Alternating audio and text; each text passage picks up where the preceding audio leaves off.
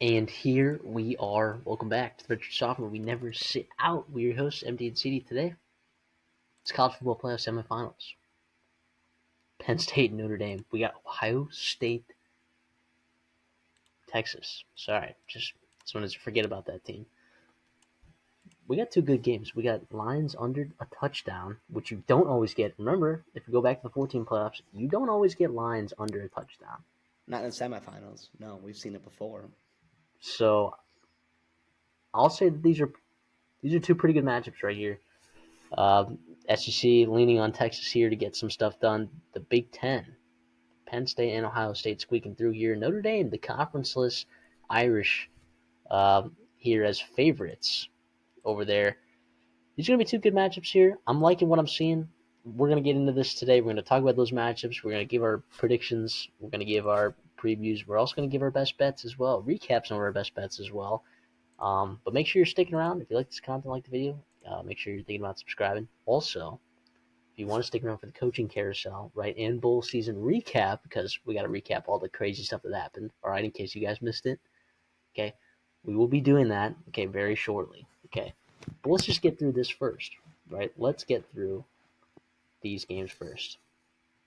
See anything surprising, shocking, crazy that you want to talk about before we get into these? No, I think we actually have a very intriguing. We got a bunch of, I'd say, newcomers. Obviously, Ohio State has been there before, and Texas have been there before. But you've got Notre Dame and Penn State, and because of the way the brackets fell out, one of those teams is guaranteed to be playing for a national title. Let me repeat that again: Marcus Freeman and Notre Dame, James Franklin and Penn State. One of those two will be playing for a national title. It hasn't quite sunk in yet for me. I don't think it has for the college football public, but I do think it's going to be something that's really, really cool and something that no matter what happens with the game and the championship game, whoever cares, I'm sure the other team is going to be the heavy favorite. When I say heavy, I mean, we'll call it over a field goal probably in these games.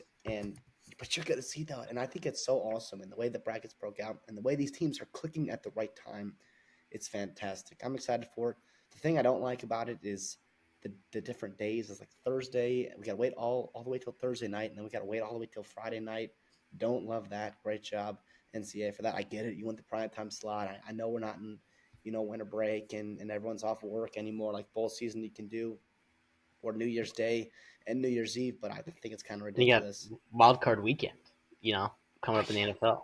Which So is crazy, and the NFL needs to just kick rocks. As well as too, you've got the different, like they talked about it too, where James Franklin and Penn State had 9 days. Remember they played all the way back on New Year's Eve, right? So they had plenty of time to get ready for this game. Notre Dame's game, not only was it supposed to be played on the first, it got moved to the second because of obviously the tragedy down in New Orleans. Hopefully everything's all right and settled over there. But um, yeah, if you're Notre Dame, I mean, you're not complaining, but it's definitely something. It will be interesting to see before we get into these breakdowns.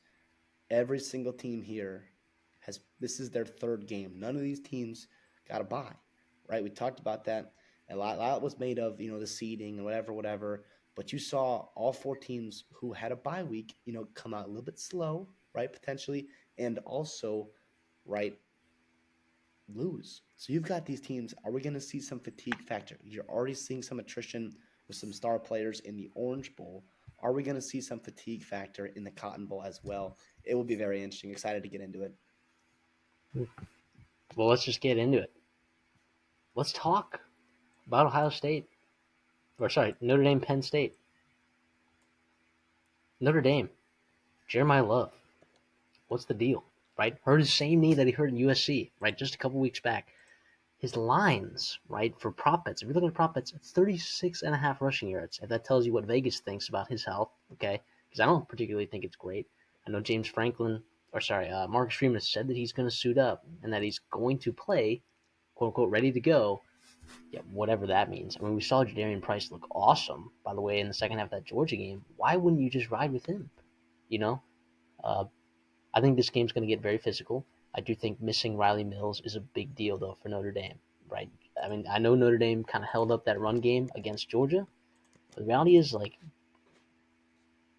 I think Penn State might be able to run the ball on this Notre Dame front.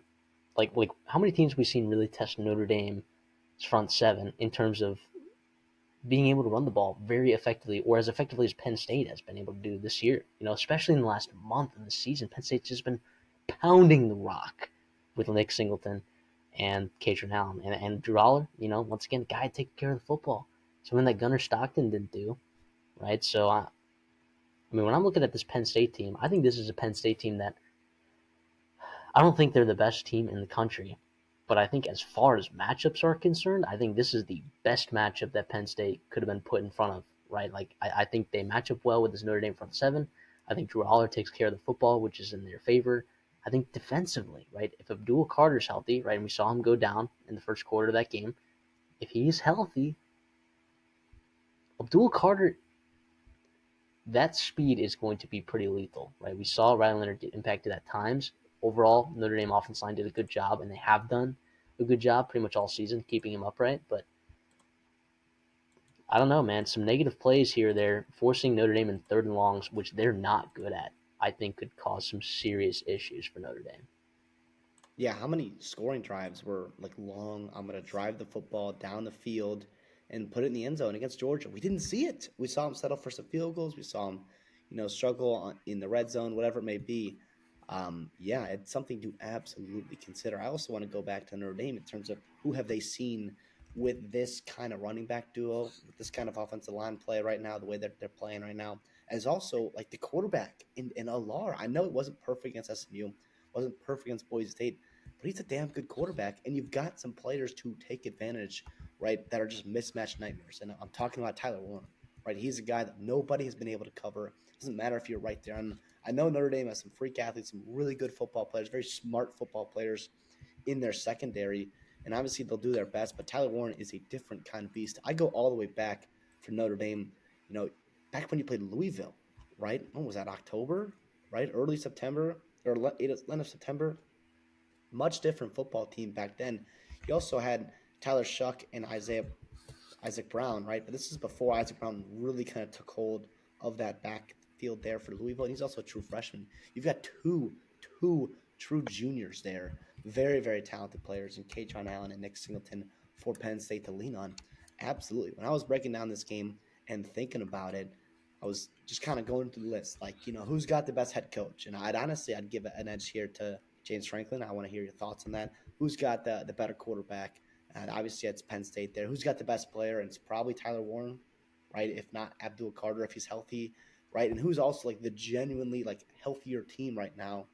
It's Penn State. And at that point, I'm like, why is Notre Dame favored? And obviously, it's because what they've done, who they've beaten, how they've been playing. Obviously, the Georgia game bumped them up pretty well, but I just worry about that and the style of play they have done to win these games and that being consistent. I took Georgia last week. Didn't work out for me. Obviously, if I had to pick it again, honestly, I wouldn't feel too crazy about it. I'd probably pick Georgia again, which is, obviously credit to Notre Dame and what they did. It's a huge, huge win for that program. But I'm going to go Penn State here. And you're giving me plus 1.5. Obviously, if we picked it earlier this week, it'd be higher, 2.5 there.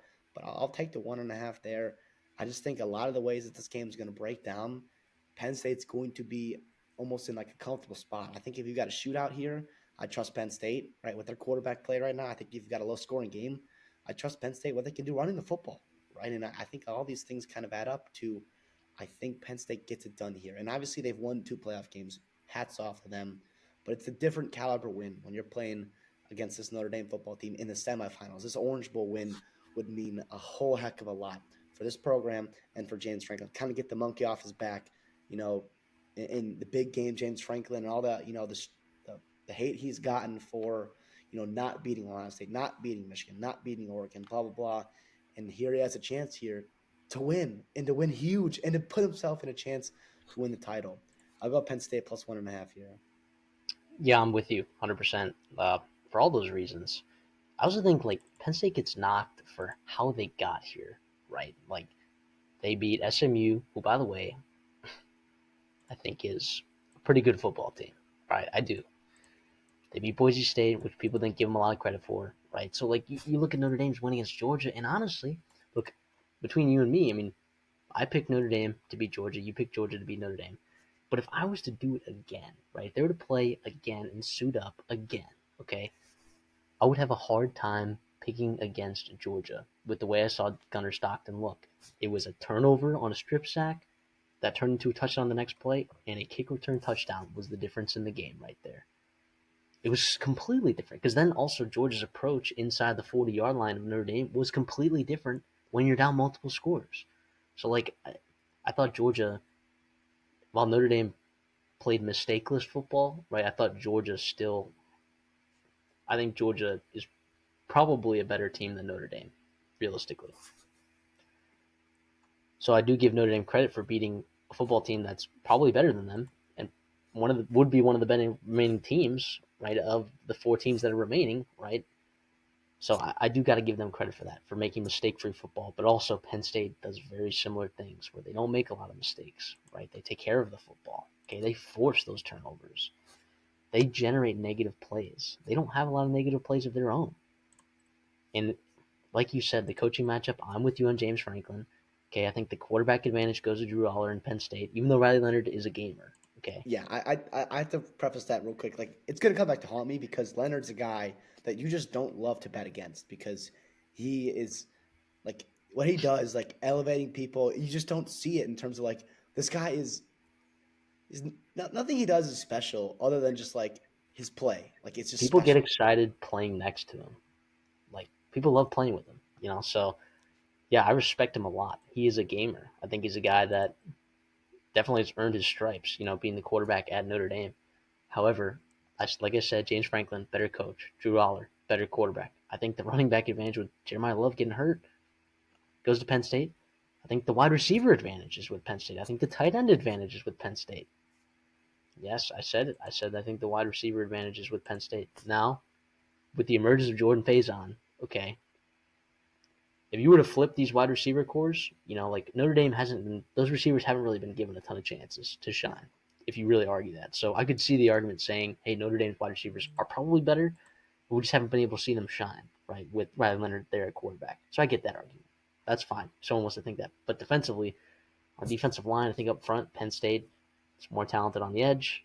I think at that linebacker level, depends how you feel about that. And then the secondary, Notre Dame's been injured, right? So, and I guess Penn State to some degree, right? Losing a guy pretty early in the season at safety. But I just think offensively, Penn State is magnitudes better than this Notre Dame team. So I'm with you, man. I'll take Penn State plus 1.5, and we'll probably see that again later on the best bets. Yeah, for sure. I want to go back to that wide receiver core in the way that you put it. I think Notre Dame has a better wide receiver core, but Penn State, because of the way that they play offense, Notre, Penn State's wide receivers will have a greater outcome, impact on this game than per se Notre Dame's. Right? Like if Notre Dame's don't receivers don't play great, yeah, Notre Dame could struggle for sure. But I also think with the way Riley Leonard's playing right now, their defense, like there are avenues for them to win. I think Penn State though, you'd feel a whole heck of a lot better if you are able to get Drew Allard going and get him going early. Also, I want to bring up here too. We've seen a couple explosive plays for Notre Dame here in these games, and historically, and if you go back throughout the season, that's not something they have been great at least like a lot. You've seen explosive plays lead to big touchdowns, but like consistently having 10+ yard plays, they are not even top 50, right? They are struggling in that aspect. You look at Penn State and what they do defensively, they're very good at stopping that. They're a top 20 team. Really, really nice to see that. And then also the reason why you bring in Andy Kotelnicki. This is we do it every time we talk about Penn State, right? We got to give him love because we've been talking about that since the offseason. That's exactly why you need to be subscribed. You need to like and share because we talk about these things. These are huge hires that happen that can be difference makers for these programs. And you're seeing it with Andy Kotelnicki. You're seeing Drew Allard play better football. But what you're seeing is explosive plays, not only in the air, but also in the run game that you've been missing. And that's going to be something that's key. They are top five, right, in 10+ yard scrimmage plays for Penn State. That is so awesome. And in a game like this, stingy defense, you have a tight line, a low total, blah, blah, blah, all these athletes all over the field. Like those explosive plays are huge, huge difference makers, especially with the way Notre Dame plays, right? What they do, bend but don't break, and obviously turnovers and run the football. If you can get them down early and get them pressing, get them out of their game, out of their element, just like they did to Georgia in that second half, flipping the script on them, you can have a whole heck of a lot of success. I don't think that's the only way, but I do see Penn State, if they do that, that could be a huge, huge boost for them in this Orange Bowl. Um, I do want to ask you though, like this coaching matchup, right? Not only at the head coaching level, but I'll go a step below and the coordinator level. I think is one that is super super intriguing. You've got Denbrock and Golden for Notre Dame, the offensive defensive coordinator respectively, and then for Penn State, you got Tom Allen, defensive coordinator, and like I said, Andy Kolnicki, the offensive coordinator. These are some of the better coordinator duos in college football. Not only do you have Franklin and Marcus Raymond dueling at it, but you've got those guys, chess pieces. It's going to be sensational. I do worry for Notre Dame that you have a really good coaching staff on Penn State's side, and you give them 2 extra days to prepare and sit down and watch that Georgia game. I do wonder what they could come up with, right? As opposed to Notre Dame having a little bit shorter time. I know it's 7 days, which is great, so you can kind of like get back in your rhythm, and it's almost like a regular game week, right? And so you're kind of like, Sundays or Saturdays, Monday, whatever it may be, but it's something to absolutely note, I think, and we'll see. I think early on, potentially with how Notre Dame and with how Penn State come out, what kind of schemes they're running defensively, offensively, and we can maybe get a sense early on in this game, like, oh, this team really came prepared. They saw something on film. Maybe the extra days of help, maybe the extra days of rest did help them. Yeah, I think Al Golden is a severely underrated coordinator. I'll also give flowers to Marty Biaggi, the special teams coordinator for Notre Dame. Yeah. Last week, it was a big impact, but also Marty Biaggi, like as a resume, like from his career, from a standpoint when he was at Purdue, the things that he did, All Americans at special teams, All American kickers, punters. How about the return game there for several years with a couple of those guys back there?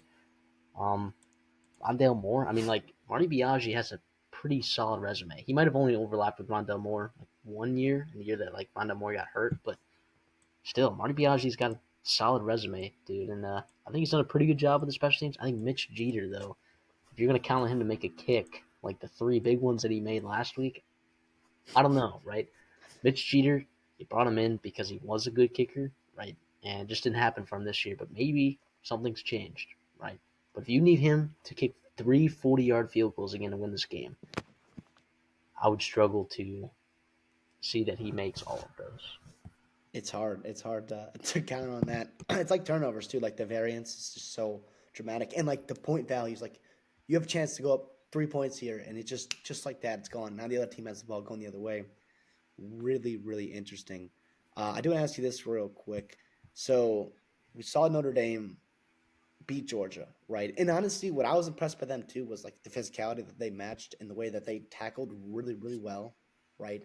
And they also broke tackles, right? And you saw some push and some movement on the offensive and defense lines. And you also saw like coaching, like big boy coaching from these coordinators and these head coaches and different things that they were doing throughout the game to get Georgia maybe off of their game.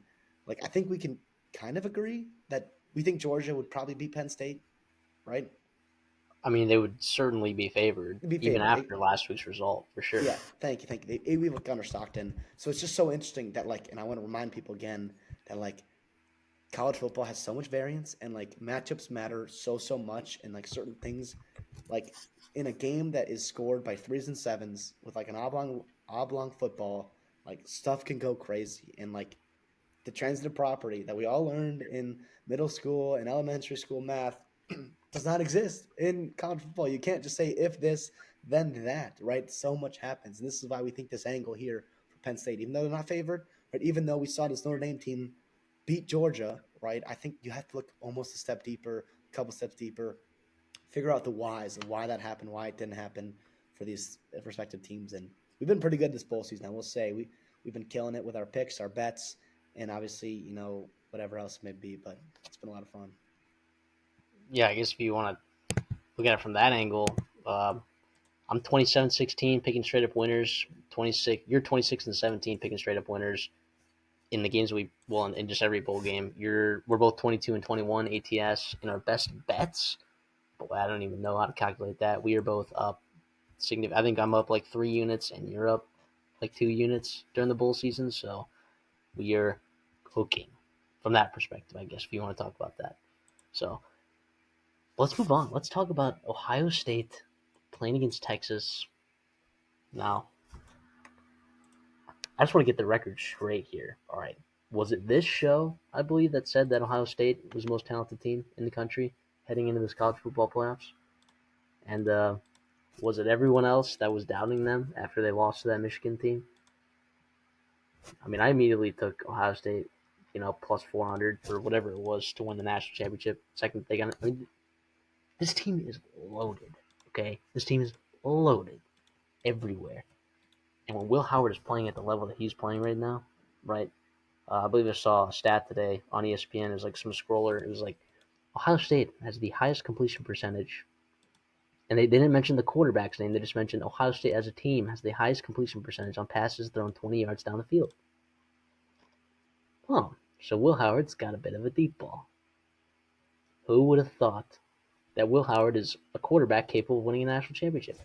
Oh, I don't know. It's like maybe we said that exact same thing at the start of the season when we were previewing Ohio State. Yeah. So Will Howard's a good quarterback, guys. He's really, really good. And he's playing great football, complimentary football. He's playing within himself.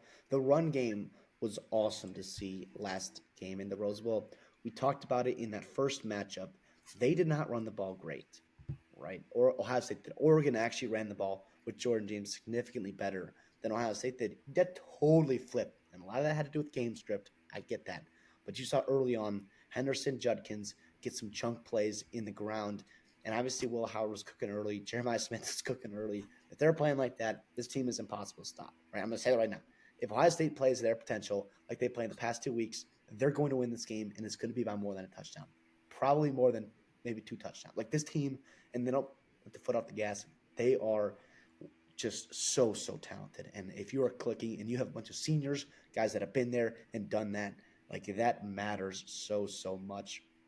And obviously, you're seeing what a motivated group of talented individuals looks like, and it is coming to fruition. I got to give Ryan Day a ton of credit. We were on the show early. We said, yeah, he lost to Michigan. That's not unacceptable. Does not mean you fire him. At least let it play out, right? At least let it play out. And look what's happened, right? They have obviously soared expectations. They are dominating right now, playing great football. For Texas, so I want to think about like when was the last time that we were like truly impressed with Texas playing like a complete football game up to their potential. And you go back maybe to Texas A&M and you're like, I don't know. I mean, you were at the game. It's like, yeah, they won by 10 points in a hostile environment, but did they impress you? I mean, running the football, yeah, but A&M's not a good tackling team, so it wasn't like that crazy like that. You got to go all the way back to Oklahoma, Red River in the second and third, fourth quarters. But even then, like it was like just a shell of a football team. That team finished 6-6. So again, not to say that Texas does not deserve to be there. They absolutely do. They beat who was in front of them. I do want to go back to like they the SEC is down this year. College football is down this year. The only team that is like a super team and like immensely talented is Ohio State. They are in the class of their own talent wise. This Texas team, right? I thought they'd score points last week. They did, and they needed overtime to do it, which is awesome. But I do worry about like how consistently they can play football. And if Ohio State is giving body blow after body blow, like how long can Texas last? We saw Tennessee not be able to get back up. We saw Oregon try to fight for a little bit, and they couldn't get back up. Obviously, like this Texas team culture, everything's fantastic. The talent is there for sure. With everyone else in the country besides Ohio State, Texas has that. But I'm trying to find out ways like they win, other than Ohio State like coming back down to earth. You know what I'm saying? Yeah, and you've heard this from every pundit, from ESPN to CBS to Fox, whatever, right? That this Texas team's going to go as far as Quinn Ewers does, right? And I don't know that he's going to go this far, further than this. I really don't. There are some games that he has where he has elite throws, okay? But there are also games where you're like, man, what? This is undraftable, you know? And I don't know what Quinn Ewers we're going to get. It I could don't be in the know. same game too, by the way. Like you saw Yeah, some plays in that Arizona State game in the Chick-fil-A Peach Bowl. It's like, what are you doing? Like you don't have to. Your team is so much more talented. dude, What that are you doing? interception, what was that in the fourth quarter? Like when Arizona Oh, State is, oh, you're just air balls. You're hitting them short, and you're like, this is there's no pressure there. Like, what are you doing? And then you see the throw, some big time throws late in in that game overtime. too, in overtime in the end of the fourth quarter to give you a chance to kick a field goal, right? And I kicked two field goals, right? I think is what it ended up being. But I, yeah, that's a great point. I do want to ask you this too, like, and we're probably the wrong show because you've been high on Will Howard for a long time, right? Yeah, Like, imagine telling people, like, yeah, Will Howard is going to play Quinn Ewers in a playoff game, and Will Howard is going to have is the team with Will Howard is going to have an absolute definitive edge at quarterback than Quinn Ewers. It's crazy. you It's know, crazy. and I don't know definitively like what you and I said in the preseason, but you and I both know, and we both said it. And you go back and watch our Ohio State preview, and we're like, Will Howard is a good quarterback, and he can get it done with his legs. He can get it done through the air, right? Uh, I mean, look, these two quarterbacks have played each other, and sure, I can't remember if it was the first half or the second half that Will Howard maybe didn't have a great half, against Texas, but with the severely less talented team, Will Howard was breathing down Texas's neck. Although that might have been a Malik Murphy-led Texas team, but regardless, I mean, Will Howard's been there, dude. He's done that. I know Quinn Ewers, people think of him as like the veteran, right? But Will Howard's played a lot of football too, guys. All right, he's a good quarterback. There's a reason Lincoln Riley wanted him. There's a reason Georgia wanted him. There's a reason Miami wanted him. There's a reason that everyone wanted him, right? Because he has the tools, he has the size, he has the athleticism, he has the arm to be awesome. Not to mention, you're throwing to Jeremiah Smith, Emeka Egbuka, Carnell Tate, Trevion Henderson out of the backfield, G. Scott. Yeah, even with the injuries at the offensive line, I'm not worried about Will Howard and Ohio State here in this spot. I'll take him -5.5, and I'll take him to win the game. Yeah, I believe we made a video back in April and May. We did, best position groups in college football, and we had that Ohio State position room as one of the best quarterback rooms in the country, right? And obviously, there was no ranking, whatever, but we were very high on him, and we're like, Will Howard can absolutely win a national title, and I think he's going to put him in a spot too. I'm going to go Ohio State as well. What are we picking this at? 6? Sorry, I didn't. Kind of. I think we said 5.5. We'll pick it at 5.5 so we don't push. Now, what if I tell you right now, Texas can run the football? Well, let me say, like, what are you worried about most about Texas? Like, in terms of like what's going to go wrong? I mean, I worry about. Um, I'll say I'd be this: worried I about their worry pass rush, legitimately, and I'd like be worried getting about, after Will Howard and those young offensive line. Not yeah, young, but absolutely. I think that's a big deal. I think if Ohio State's able to run the football, it'll alleviate that. And I think they're smart enough, right? Like, they're not going to run that inside zone bullshit that everyone else has been trying to run against Alfred Collins in the middle there. on Like, 4th and 1. you have Trevion Henderson, who's averaging, by the way, there's 5 running backs in college football averaging more than 7 yards per carry that have had 100 plus carries on the season. Okay. None of them are named Ashton Genty or Cam Scadaboo. All right. Trevion Henderson's averaging 7.2 yards per carry, and it is a lot of outside zone, right? Where you are getting outside and you are letting him, Trevion Henderson, make the decisions and use his speed and his athleticism to break off big runs. His break run percentage, 54.7%. You're also looking at a guy like who's had a 10 plus yard carry in every single game this year except one, and it was against Iowa. Okay. Where he only had like 9 carries. And he only gets like 10, 11 carries a game. That's the thing. Like, he might get more than that this game because they might need him to, right? If Texas is getting after the quarterback with, Colin Simmons, with Ethan Burke, um, with Trey Moore. I think that they lack size though at that edge spot where they might not be able to set those edges right the way that they want to contain Trevion Henderson. Anthony Hill is a huge player in this game for that reason. Like, his speed is so valuable, and I think it's made up for a lot, right, regarding that edge defense for Texas in the running game. For sure, for sure. And that's where also you get these tight ends that have actually been playing pretty damn good football for Ohio State. You get these tight ends to be big time players, not only in the blocking game, but maybe sneaking them out. And we saw Chip Kelly like really get after it. Him and Ryan Day got after Oregon, got after Tennessee. That time spent off was time spent well. I think we can say that now for them. I do want to ask you. We're gonna run the list here, right? Instead of asking who's the better head coach, because right, I think I don't know if there's an edge either way. I probably lean Sark just because of what he does play calling, but also like Ryan Day plus Chip Kelly like maybe kind of equals that out. But I don't like the better coaching staff. Which do you trust to prepare their team? Put them in spots to win here. That's a great question because I'm a huge Johnny Manson stan, right? And Pete Kwiatkowski. I think those guys are two Yep. of the absolutely for no reason not talked about defensive coordinators in college football. Like no one talks about them And as being elite coordinators. Kwiatkowski as a play caller and Nansen as a defensive mind. Them together are awesome, and it has worked out really well. I do Kyle think Jim Flood Knowles, too is awesome. The O yeah, Kyle line Flood's coach. good too. But how much is that a Sark, right? You wonder. But for Ohio State, like Jim Knowles, what's funny about Jim Knowles is like you only hear about Jim Knowles when Ohio State's defense is bad. But can I tell you that they're first in the country in points per game allowed, first in the country in total yards per game allowed, first in the country in first downs allowed, passing yards per game allowed, yards per play allowed. They're second in the country in red zone defense. This defense is awesome. You had one bad game against Oregon, right? And I guess a couple instances here or there. But Jim Knowles gets so much slack, right? And Ryan had been frustrated with him before as well, like a lot of times. It was like, yeah, this defense needs to be better. That's why I hired Jim Knowles. In previous years, it was the defense that let you down in big time games. Okay.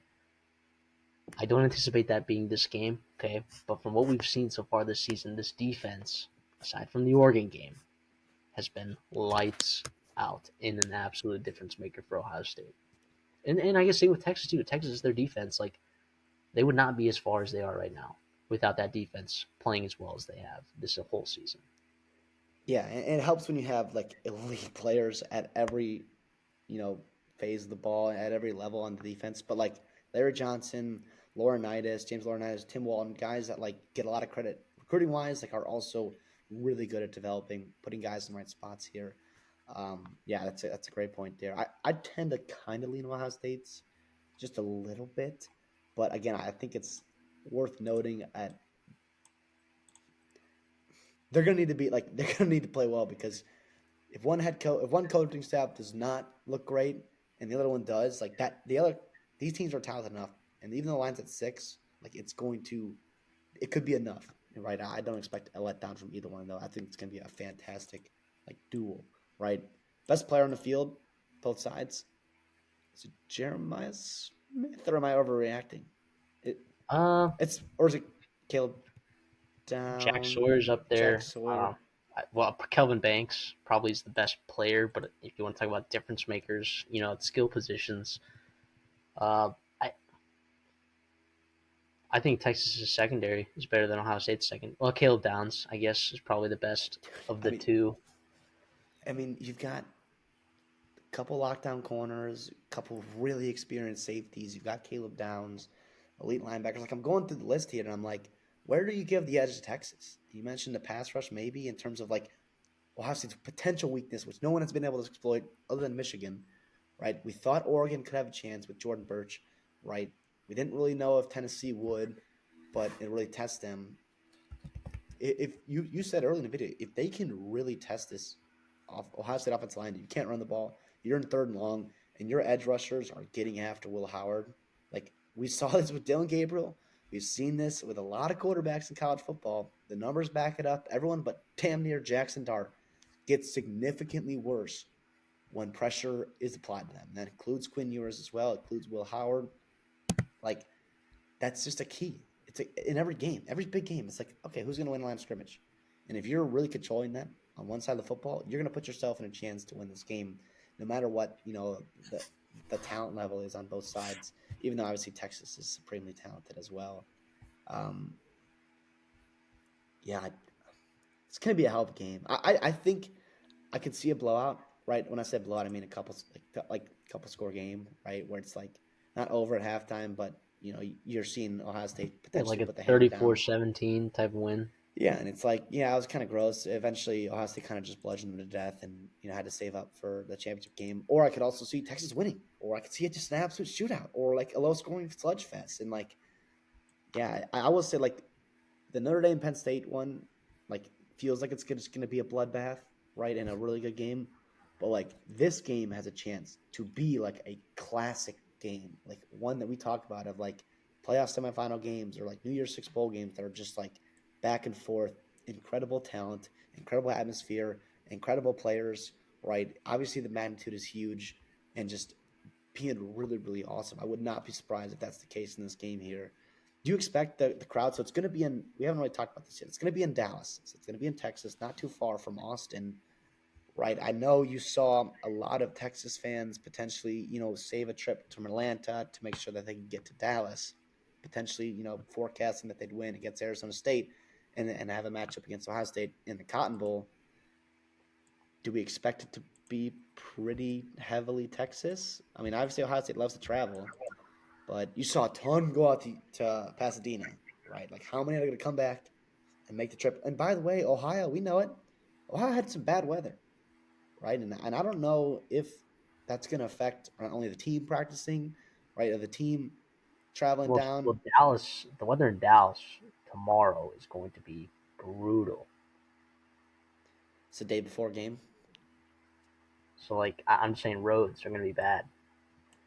Be careful when you guys are traveling. If you guys watching this, you guys going to the game. First of all, let us know how it goes. Like, I'm so excited for you guys, but be careful traveling down there. Obviously, bad weather all throughout the country. I don't know. Are you expecting a lot of Texas fans, like significantly more Texas fans? Is this going to be a home game? I, I, I think it'll be pretty even, but I would anticipate slightly more Texas fans there. But I don't think it's going to be enough to where like it's a huge game breaking difference. You're going to To me, see significant fans from both sides, and they're going to be loud if you're playing well, right, on either side. to me, it feels like Alabama and Georgia playing like in the Georgia Dome. Now, obviously, Alabama a lot closer. Tuscaloosa's a lot closer to Atlanta than Columbus is to Dallas, but to me, it feels similar. Where it's like, yeah, one team's technically closer in proximity, but college football crayons are crazy. Like they're gonna travel, they're gonna get out there, support their team, which is fantastic. Let's head over to the best bets. All right, I guess we can recap a little bit of what's been going on the last couple weeks. Just because people haven't been updated. Um, in the second week of bowl games, all right, I went 4-1. You went 2-2. Boom bang. The third week of bowl games, okay, this past week, I went 3-3. Okay, with one Twitter ad that was Texas State with Texas under 65.5. You went 3-2. Okay, our misses. I missed out on Baylor minus 3.5. Not that mad about that one. I think I would take that again. There were some pick sixes, special teams touchdowns. That game probably should have been closer than it was. There was some stuff that happened that was in LSU's favor for sure. Did I anticipate Baylor's defense being that bad with all of LSU's missing players? No. So that was an impressive performance by LSU, especially Garen Nussmeier. Texas State minus 13 from both of us. What? What? That was crazy. We'll talk about that in our bowl game recaps, but Drew Le- Messermaker, Legend. unbelievable. And then I also lost out on South Carolina minus 9.5, which sucked. Illinois ended up coming out winning that one, so that was nice for them. Then we both hit together Ole Miss minus 17, Buffalo minus 2.5. You also hit Minnesota minus 7.5, and you missed on Alabama Michigan over 43.5. And at halftime, that was looking pretty good. I But mean, then, gifted, and Jalen Moreau just blew it. yeah. So then we came around in the quarterfinals of the College Football Playoffs, and I went 2-0, and you went 1-1. I hit on Ohio State minus 2.5 and Notre Dame Georgia under 45.5, which ended up kind of being a sweat at the end for no reason. And then Texas team total over 31.5. You hit thanks to overtime, and you lost on Notre Dame team total under 22.5 thanks to a kick return touchdown and Mitch Jeter going 3 for 3 from 40 plus yard field goals and a strip sack that led to a touchdown the next play. That's a bad beat, dude. That's a bad beat. Not No, gonna but lie. it got like the overtime, like things even out, right? Yeah, So, I but guess so. I guess so. but also like I looked like a genius because within what 5 minutes, Texas was up 14-3, and I was like, oh, I'll settle in, and we'll get to 21. I won't worry about it. And all of a sudden, it became a sweat, and then Brian Ward, dude. Brian Ward. So, yeah, so that leaves us. I'm 56 and 50 on the year, up 0.96 units, basically a unit. You on the year are 55-45, up 5.05 units. Big year. So we're up 6 units as a show. Feels pretty good. Heading into the last basically 2 weeks of football. Last 3 games of the football season are coming up here. We got 2 of them today. I've only got 2 best bets, you were telling me before air that you've got 4, which is quite a treat because you've been hotter than I have been. Figure strike while iron's hot. Also, too, like it's only 2 games, and you're like, if you feel like I kind of feel not strongly about both of these, but like I feel like I know what I'm gonna get potentially, and I think I could capitalize on that in a lot of different ways too. I think these will be pretty good. So stay All right, tuned. well, I'll let you start us off. Yeah, I'll start over in the what is that the Orange Bowl, right? Ohio, Notre Dame and Penn State, excuse me. And I'll go back to the well. I'll go back to the well. Notre Dame team total under 22 and a half. Same exact line I got burned on in the Sugar Bowl. I feel like it's going to be a similar kind of outcome here without the special teams touchdowns, without the big turnover. 14 points just gifted right to Notre Dame. Plus, you mentioned the field goals and everything else that happened with that. Yeah, I think Notre Dame can win and still go under 22 and a half. So I feel good about that. And also I think there's a chance Penn State just kind of that defense turns it up. And they finally have an answer and they can tackle Ryan Leonard. And they got speed and athleticism at all 3 levels to be able to do it. And also if they can run the ball, take the bleed the clock, all that good stuff. A lot of reasons why I'm on Notre Dame under 22 and a half. Yeah, that's not crazy. I like that. And I like that because I'm on the Penn State Notre Dame under 45.5 total. Right? And I should have put this out on Twitter when it was at 46.5, but I figured like maybe it's not gonna move a whole lot. I should have known that there's only 2 college football games left, that money's gonna start coming in earlier, right, on these things. So I'll still take it at 45.5. I took that, with the Notre Dame Georgia game. Felt really good about it, and honestly, like, it was a sweat at the end, but it shouldn't have been. So I like that. I think this could be a Penn State win where Penn State wins. I don't know, 28-14, 28-17, and that still cashes. So I like Penn State Notre Dame under 45.5. Yeah, and then I'll go ahead over. Or actually, I'm still in this, um, the Orange Bowl. Excuse me. Penn State plus 1.5 here. Obviously, would Boom. love 2.5. You on that too? Yeah, Yep. we're recording. Night of Wednesday night just to make sure we're all updated on injury and we were traveling, getting that good stuff in. Um, but 1.5, I'll still take. I do think the wrong team is favored here. I do think Penn State will win this game. So that 1.5, 2.5 does not really matter to me. It could come into play with these damn overtime rules, right? That would suck a lot. But you know what? We'll take it what we got. I'll still Plus say one and a I half. got it at 2.5 when it moved. So I'm happy with that. But for the show purpose, I should have put it on Twitter. I should have put out 46.5, and I should have put out 2.5 on Twitter, right? But we'll live and die with that, right? Yeah, I still feel pretty good about it, what we're doing here. I've got 2 in the other game there down in the Cotton Bowl. I'll start with Ohio State minus 5.5. Right, I obviously again would have loved to have a better line when it opened at what 4.5. That bet got bet up pretty quickly there in the favor of the Buckeyes. But yeah, we talked about it in our preview. Yeah, Ohio State's probably more talented at just about every position. And if they play up to their potential, this line will not be a sweat, right? And Texas is going to have to play a hell of a game to even come close. That's not true at all. You're going to have to play a hell of a game to win this game and make it competitive. I think Ohio State's on that kind of mission right now, and I want to capitalize on it and regret that I didn't take it against Oregon in the Rose Bowl. Last one here. This one I don't love, but you know what? I'm going to put it out because I think it's really fascinating, and also we love our early first quarter, first half bets here. Ohio State and Texas first quarter over 10.5 total. Listen, the reason why I'm taking this is because it's at minus 102, right? I've been trying to buy it down to 10. We're going to see what happens there. If I can't, I'll take it at 10.5. I just think the way these teams scheme things open early, we've seen both of them get out to very fast starts offensively in every single game they've played in this playoffs, right? I expect that trend to continue. All it takes is 2 touchdowns, a touchdown and 2 field goals, whatever it may be. right? To get me that over 10.5. Obviously, 10 is a key number. We know that in football. A field goal and a touchdown. It would be really nice to have the half point, but I still feel good about it. Plus, you're getting some value there at minus 102. I expect fireworks early. Texas is going to come out schemed up, ready to go with Sark. Ohio State, Jeremiah Smith, Will Howard, that running game, Chip Kelly, they will be ready to go as well. You also have like jitters and like stop people make mistakes. You got penalties, whatever it may be. I think we see first quarter fireworks over 10.5. All right, I'm not on that with you, but that's an exciting first quarter. You got stuff all phases of the game here, so we'll see how that one turns out. But yeah, that's gonna be our best bets. It's gonna be a preview for the College Football Playoff Semifinals. Thank you guys for tuning in. Make sure if you like the content, like the video. It's that simple.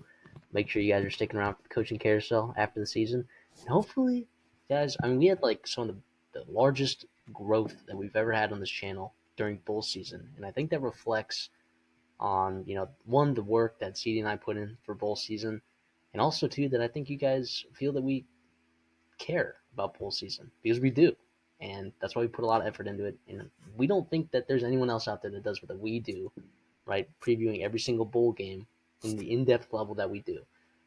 So I'd appreciate you guys. If you guys were part of that journey, right? Thank you for still being a part of it right now. And hopefully you guys can come with us for the coaching carousel, transfer portal, right? As we start getting ready, for next season. But for now, make sure you're staying tuned so that we can play out the rest of these darn games, because this is still college football going around. It's January 9th, and we still got college football. Let's Cherish it go. while we can. I mean, it's almost up. Don't even want to think about it. But obviously, the offseason is it's one of those sports that's like if you're diehard, which if you're watching this right now, you're diehard, right? You pat yourself on the back, right? But like the offseason is awesome too, and like Matthew said, we'll be absolutely there for you as well. We'll see y'all in the next one.